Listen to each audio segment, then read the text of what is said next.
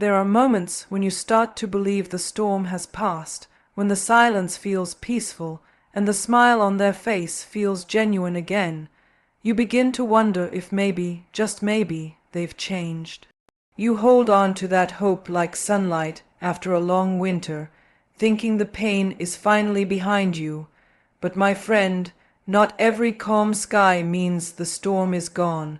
Sometimes it's just gathering strength. When dealing with someone who thrives on control, manipulation, and emotional confusion, good days are not signs of transformation. They are tactics of preservation. They are meant to pull you back in, to soften your heart, and to keep you questioning your own reality. They're a mirage in the desert of deception. And when you start chasing that mirage, you lose sight of the truth that freedom isn't found in their moments of kindness. It's found in your clarity. This message is not about bitterness, but about awakening. It's about understanding that genuine change comes from repentance, not repetition. You can't fix a heart that refuses reflection, and you can't heal in a place that keeps reopening your wounds. Those good days may feel like love, but they're often the pause between patterns. So don't let temporary peace blind you to permanent damage. Today, we rise above the illusion. We stop measuring progress by their performance and start measuring peace by our own healing. Because the truth is, your peace doesn't depend on their behavior. It begins when you finally believe you deserve better than inconsistency disguised as love. There comes a time when the chaos settles and you start to feel the air shift. The tension that once filled the room begins to fade, and for a moment it feels like peace has finally arrived. The narcissist becomes calm, gentle even, and you start to believe that maybe they've seen the light. You want to think the storm is over, that they've finally understood the pain they caused, and that the love you hoped for is coming alive again. But that's the illusion, the trap that keeps your heart on a leash. You see, this calm isn't born from change. It's born from control. It's not transformation, it's calculation. In those moments of quiet, they're not reflecting, they're reloading. They're studying you, watching your reactions, learning what works and what doesn't. They sense your guard lowering, your hope returning, and that's exactly what they need to pull you back into the cycle. This is not peace, it's preparation. They know how to wear kindness like a costume, how to speak softly after shouting, how to play the part of redemption without ever touching repentance. You want to believe the act because your heart was built to heal, not to hate. But the truth is, real change is consistent, and manipulation always has an expiration date. The illusion of change is powerful because it feeds your empathy. It whispers that maybe all the pain had a purpose, that maybe your patience is finally paying off. But deep down, something still feels uneasy. That quiet voice in your soul, it knows. It knows that the calm doesn't feel clean, that the peace doesn't feel pure. Listen to it. Because when a person truly changes, you don't have to question it. The energy feels different. The actions align with the words. The remorse turns into responsibility. So don't mistake silence for safety, or soft words for sincerity. Don't confuse the break in the storm for the end of it. The illusion of change is meant to keep you hoping for a version of them that only exists in your imagination. But once you see through it, once you stop chasing potential and start standing in truth, you take back your power. Because their calm doesn't define your peace, and their illusion doesn't control your destiny, there's a kind of kindness that doesn't come from love, but from strategy. It's smooth, deliberate, and calculated. It's not meant to heal you, it's meant to hold you. When the narcissist shows kindness, it often comes after the chaos, after the damage, after the tears. It comes when you're weak, when your heart is questioning if you were too hard on them, when you're starting to feel guilty for protecting your peace. That's when they strike, not with anger this time, but with softness. They offer apologies that sound sincere, gestures that feel thoughtful, and promises that seem real.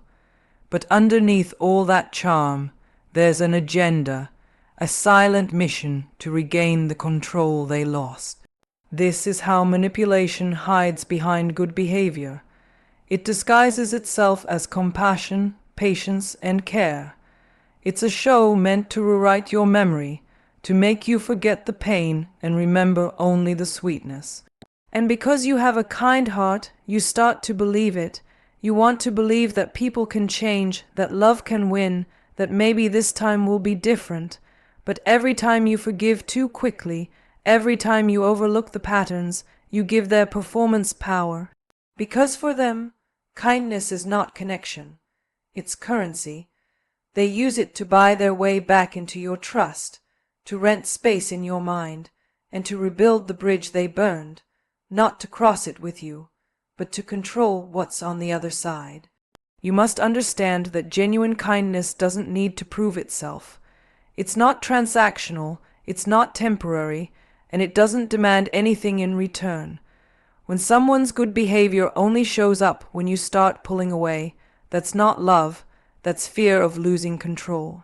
True kindness is steady. It doesn't need to shift shape to survive. It doesn't weaponize affection to make you stay. So when kindness starts to feel confusing, take a step back and look deeper. Ask yourself, is this kindness helping me heal or keeping me hooked? Because once you can tell the difference, you stop being a target and start being free. You learn that your heart deserves more than selective compassion. You deserve a love that's not built on conditions or control. You deserve kindness that stands even when you walk away. Life with a narcissist feels like a ride you never agreed to take. One moment you're lifted high with affection, laughter, and charm, and the next you're crashing down in confusion, blame, and silence. That's the emotional roller coaster they build, a cycle designed to keep you spinning, guessing, hoping, and doubting all at once. You start to measure love by intensity instead of consistency, mistaking those highs for passion and those lows for your fault. But the truth is, real love doesn't make you dizzy. Real love brings stability. Chaos can't create consistency because its foundation is control, not connection. Every high point in that cycle feels intoxicating. They apologize, they're gentle, they tell you everything you long to hear. You think maybe this time it's real. Maybe this time they finally see your worth. But just as quickly as the calm comes, the storm follows. One wrong word, one unmet expectation, and it all collapses again. This back and forth isn't accidental, it's intentional. The inconsistency keeps you emotionally dependent, always chasing the version of them that only appears in fragments. You start working harder to keep the peace, trying to earn love that should have been given freely. But no matter how much you give, chaos always finds its way back, because confusion is the engine that keeps their control alive. You can't build peace on unstable ground. You can't find truth in a place that constantly shifts. Consistency requires honesty, humility, and accountability. 3 things a narcissist rarely brings to the table. Their chaos isn't random, it's rhythm. It's how they maintain power, how they make you doubt your strength, how they make you believe that the ride is the only way to feel alive. But once you step off, once you stop responding to every twist and turn, you begin to see that the stillness you feared is actually freedom. True love doesn't come with sudden drops and sharp turns. It moves with grace, with safety, with truth. So stop mistaking adrenaline for affection. Stop thinking that survival is love. When you choose peace over chaos, you choose yourself. And when you finally realize that consistency can never be born from confusion, that's the moment you stop being a passenger and start being the driver of your own destiny. False hope is one of the most powerful tools a narcissist uses to keep you tied to their chaos. It's the promise of change that never comes, the illusion of peace that never lasts. They know just how to feed you a little light after the darkness, just enough to make you stay. You start believing that maybe this time it's real, that the apologies mean something, that the calm after the storm is proof they're finally learning. But that's the cycle of control, hope followed by hurt, peace followed by pain, until your emotions are worn thin and your soul feels heavy. It's not love, it's a pattern meant to make you dependent on the rare moments of relief. They give you just enough goodness to keep you believing. When you're ready to walk away, they sense it, and suddenly the affection returns, the kindness reappears, the charm turns back on. You think it's healing, but it's not, it's strategy. They're not trying to fix the relationship, they're trying to reset the control. Every good moment becomes a leash, pulling you back into the same old story, where your peace depends on their mood and your worth depends on their approval. It's a cycle that keeps you small, keeps you silent, keeps you waiting for something that was never meant to come. Breaking free means letting go of the fantasy. It means seeing the peace for what it really is: temporary, conditional, and dangerous. Real peace doesn't disappear when you stop pleasing someone. Real peace doesn't demand that you shrink to keep it. You have to stop mistaking relief for restoration and calm for change. The moment you stop hoping for them to become who they pretend to be, you take your first step toward freedom. This is where your strength begins, when you stop looking for peace in their hands and start building it within your own.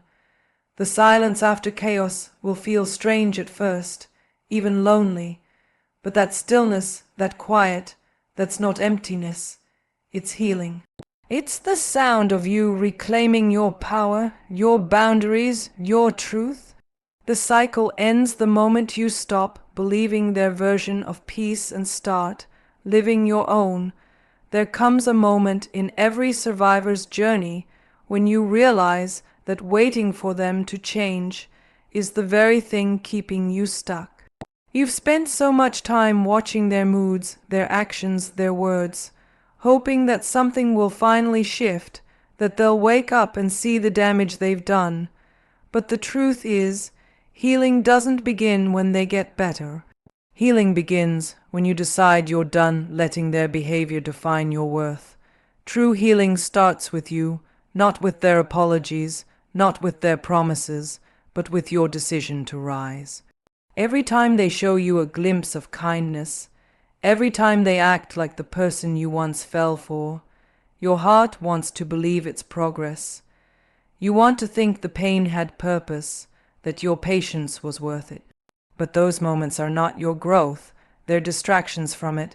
Their behavior doesn't measure your healing, your boundaries do. Growth is when you stop chasing closure from people who will never take responsibility. Growth is when you realize that peace is not something they can give, it's something you build. When you begin to turn inward, you stop asking why they did what they did and start asking why you stayed so long. You begin to understand that love without respect isn't love at all. You stop needing their validation to feel valuable, and you start nurturing your spirit like it deserves to be. That's when the shift happens. The same moments that once broke you start teaching you. The same silence that once scared you starts comforting you. That's healing, that's power. So don't confuse their moments of change with your miracle. You are not healing because they're being nice today. You're healing because you finally see through it. You're healing because you're learning to choose yourself, even when it's hard, even when it's lonely, even when it hurts. You're not waiting on their transformation anymore. You're living yours. And when that realization takes root in your heart, no illusion, no manipulation, no temporary act of kindness will ever pull you back into the past, because you've already started walking toward your future at the end of the day. The journey isn't about proving their wrongs or waiting for their change, it's about reclaiming your peace. You've walked through confusion, through pain, through false hope, and you're still standing. That strength, that fire, that resilience, it's yours. You don't owe your healing to anyone's approval or apology. The good days, the bad days, they don't define you. Your courage does. Every time you choose peace over chaos, truth over illusion, and self-worth over temporary comfort, you rise higher than before.